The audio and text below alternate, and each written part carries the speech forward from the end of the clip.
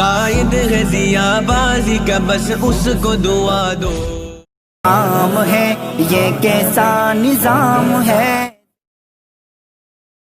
सय्यदुल मुरसलीन नबीना व हबीबना व मौलाना मुहम्मद व अला आलिहि व सहबिहि अजमईन। एहतराम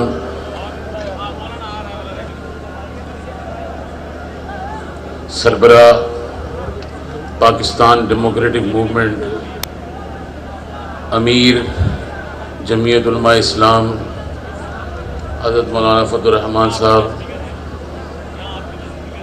वाजिबुल एहतराम जनाब मुहतरम महमूद खान अजगज़ई साहब और दीगर जमात के कायदीन, उलमा व मशाइख और जमीयत उलमा इस्लाम के दूर दराज कुर्ब जवार से तशरीफ़ लाए हुए कारकुनों, अस्सलामु अलैकुम वरहमतुल्लाहि वबरकातुहू। आज के उस उन्वान पर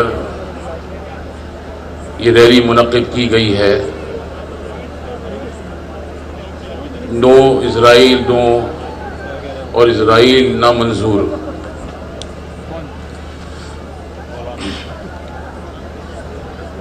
कराची शहर में बसने वाले लोगों, आज पाकिस्तान में आप ये सोचें कि कराची शहर में हमने ये कॉन्फ्रेंस क्यों मुनक़्क़िद की और उसकी वजूहात क्या थी। मुल्क में एक तरफ चारों इतराफ से आलमी दुनिया के हमले इस मुल्क पर हैं और वहाँ जहाँ हमारी तहजीब को हर लम्हा ब लम्हा रोंदा जाता है, उन्हीं हालात में मौजूदा हुकूमत, जिसको आप ये कह सकते हैं कि ये इसराइल की फ्रेंचाइज हुकूमत है जो हम पर आज, अगर आप इसकी गहराई पे जाएं तो आप ये सोच लें, इस मुल्क के अंदर जितने भी हमले अकीदा खत्म नबूवत से लेकर और तहजीब तक, उसके ताने, उसकी गिरे, उसकी तमाम वो तस्दीक करने के बाद आप पर वाज़े होगी कि उस सब के ताने बाने इजराइल और तल अबीब हेडक्वार्टर से मिलते हैं। और ये हमारी बदकिस्मती है कि पाकिस्तान में एक ऐसे सिलेक्टेड वजीर आजम को इस मुल्क पर इंस्टॉल और बिठाया गया है, सिलेक्ट कर कर, जिसका माजी आपको और आपकी याद दहानी के लिए बता दूं, जिसका माजी यह है कि ससुर भी यहूदी था और इजराइल की कंपनियों के कई अरबों डॉलर का मालिक था। और इस वक्त जो वजीर आजम इस मुल्क पर मौजूद है, उसने अपने साले की लंदन में बैठकर कैंपेन चलाई बहैसियत एक मेयर की, जबकि उसके मद्दे मुकाबिल एक मुसलमान सादिक लड़का वहां पे मौजूद था, मगर उसने अपने साले की जाकर इलेक्शन कैंपेन चलाई। अब आप ये सोचें कि इस मुल्क की भागदौड़, जिस मुल्क को हमने इस्लाम के नाम पे हासिल किया, 27 रमजानुल मुबारक को, उस मुल्क की भागदौड़ एक यहूदी एजेंट के हाथ में है। अगर इस मुल्क के अंदर आजादाना मुनसिफाना इंतखाबात नहीं होते और इस मुल्क में तहरीकें चलती हैं, हम उसको बर्दाश्त और हौसले के साथ फिर भी सब्र करते हैं। मगर पाकिस्तान की कौम, अगर ऐसा कोई हुक्मरान इस मुल्क में आए जो इजराइल को तस्लीम कराने के लिए अपनी लॉबी पाकिस्तान में करना शुरू करे और आज से 1 और 2 साल के बाद वो ये माहौल क्रिएट करेगा, माहौल ये बनाएगा कि हम इजराइल को तस्लीम कर लें। मगर जितनी इस मुल्क में ताकतवर कुव्वतें मौजूद हैं, चाहे वो एस्टेब्लिशमेंट की हो, ब्यूरोक्रेसी में हो, फॉरेन ऑफिस में हो, और जहां भी इतराफ में जितनी ताकतवर कुव्वतें हैं, वो ये कान खोलकर सुन ले, 22 करोड़ अवाम पाकिस्तान में हर चीज को बर्दाश्त कर सकती है, मगर इजराइल को तस्लीम करने के लिए कभी बर्दाश्त नहीं करेगी। और आज उनको भी ये पैगाम मिल गया। मैंने देखा कल टीवी पर रंगीला आया हुआ था, वो कह रहा था कि मुझे नहीं मालूम ये इजराइल का क्यों कर रहे हैं, हमें तो कोई इजराइल को तस्लीम नहीं कर रहे, मैं तो सबसे बड़ा खुद खत्म नबूवत का मुजाहिद हूं, और ये फजल रहमान जो है ये मदरसे के बच्चों को लेके आ रहा है। या तेरे बच्चे नहीं है तो हमारा कोई कसूर नहीं है भाई।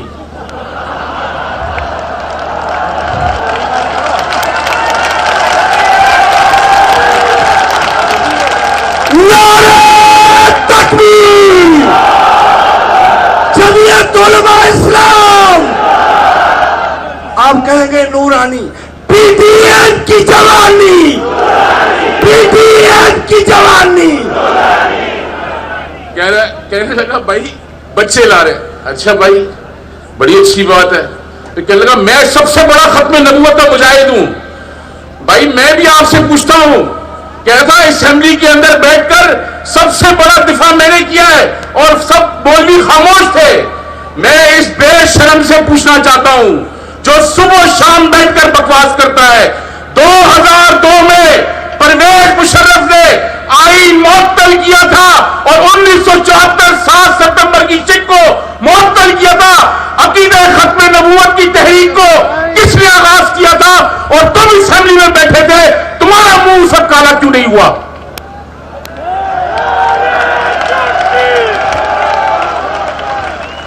और उसके साथ वजीर आजम कहता है ये 12वां खिलाड़ी फजल रहमान किसी काम का नहीं है। ओ भाई ये खिलाड़ी है, तुम तस्लीम कर लो, तुम पैदाइश के अनाड़ी हो।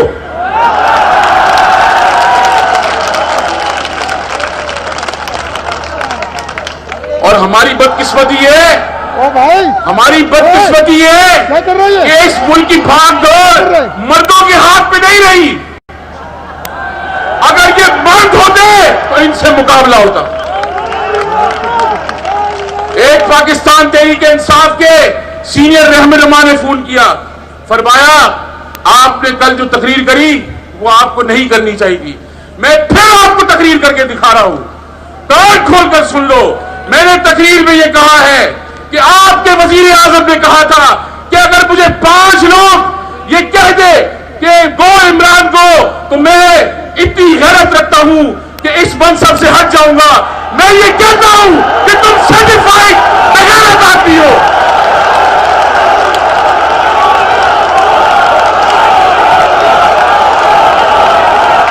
गो इमरान, गो गो गो इमरान, गो इमरान, गो इमरान, गो न्याजी, गो न्याजी।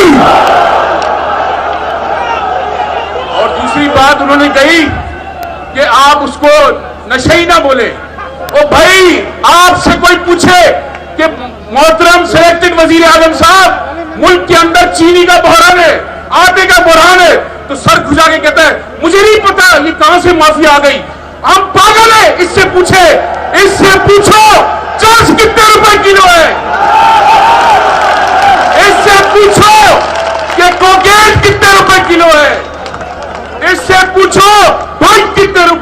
है।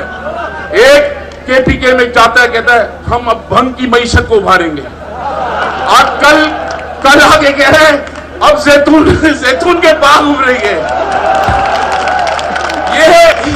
ये आप बताएं, मुझे भी हंसी आ रही है। फिर अंडे, फिर कट्टे, ऐसा लगता है किसी करियाने की दुकान ये सब्जी फरोश की बात कर रहा है। इमरान न्यासी, एक टकट के दो न्यासी, एक टकट के दो न्यासी, एक टकट के 100 न्यासी, जस्पी के 100 न्यासी। और उन्होंने रंगीला साहब फरमा रहे थे मैं मदरसों को मॉनिटर कर रहा हूं और मेरी आंखें चारों तरफ हैं। मैं बड़ा लंबा चौड़ा ज़ाब्ता अखलाक बनाना चाह रहा हूं। भाईजान रंगीले साहब, कराची से आपको मैं मुखातिब होकर कह रहा हूं, आपकी कुर्सी रहे या न रहे, चाहे वो बच्चा वफाकुल मदारिस में हो, तंजीमात मदारिस में हो, तंजीम मदारिस में हो, तंजीमात मदारिस सलाफिया में हो, अगर आपने मसाजिद, मेंबर, मेहराब और तलबा और मदारिस की तरफ आंख खोली, इंशाअल्लाह आपकी आंखें हम नोचेंगे। आप अपने हुदूद का तयन कर ले, इसलिए कि आपका वजीर आजम कहता है मैं सादिक और अमीन हूं। आप सादिक और अमीन कितने हैं ये अमेरिका की रियासत कैलिफोर्निया का स्टेट जानता है। वो जानता है कि तुम कितने बड़े सादिक और अमीन हो। इसलिए मैं आपसे ये कहूंगा, ना तुम सादिक हो ना तुम अमीन हो, तुम फासिक हो और तुम्हारा अंजाम इंशाअल्लाह ये कौम देखेगी। अभी तो लड़ाई भाई शुरू हुई है। कल इलेक्शन कमीशन के बाहर मंजर देखने के बाद मैं ये इस नतीजे में पहुंचा हूं, लॉन्ग मार्च की जगह शॉर्ट मार्च में ये फारिग हो जाएंगे। और ये भी आप याद रखें, कुछ किराए के मौलवी और कुछ किराए के दलाल हर दौर में फितने के लिए तैयार किए जाते हैं अपनी ही तंजीमों से। और मैं आपको इसलिए कह रहा हूं कि मुझे पूरी जिंदगी हो गई इसको भुगतते हुए, और ये दलाल आपको हर जगह मिलेंगे। ये किराए पे होते, इनका दीन से कोई ताल्लुक नहीं होता, ये दीन फरोश। और ये जब आपके मदारिस में आए खिताब करने, इनको बाहर निकालो, इनको अंदर ही दाखिल हो, चाहे वो अपना हो या किसी और का हो। ये दीन फरोश मौलवी जो मदरसे में खतीब बनकर 1-1 लाख रुपए लेके आते हैं, ये दलाल है, इनको बाहर निकालो। चाहे वो केपीके से हो, बलूचिस्तान से हो, पंजाब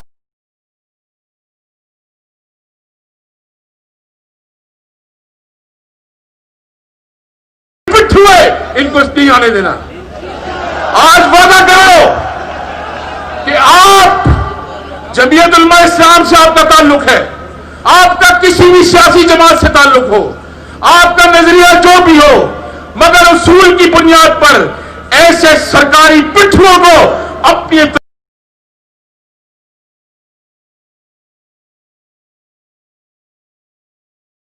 इस वक्त मुल्क के अंदर तहरीक चला रहा है, तो आपकी इसकी समझ होनी चाहिए कि इस वक्त ऐसे लोगों को खड़ा किया जाए आपके मद्दे मुकाबिल के लिए।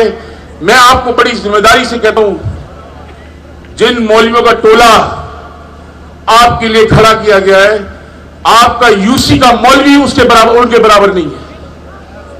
आपके मौलवी वो पूरा ग्रुप जो सरकारी खड़ा किया गया है, आपका यूसी का मौलवी का मुकाबला नहीं कर सकता। बिल्कुल बेगम हो जाए और डट कर मुकाबला करें इनका। ये तहरीकों के अंदर इस किस्म के उतार चढ़ाव होते हैं, मगर आपने डट कर अपनी क़यादत के साथ खड़ा रहना है, बिल्कुल नहीं छोड़ना। ये हुकूमत नहीं रहेगी, बेफिक्र हो जाए। जब क़यादत क़यामतदार हो और क़यादत इस्लाफ के एजेंडे पर चल रही हो,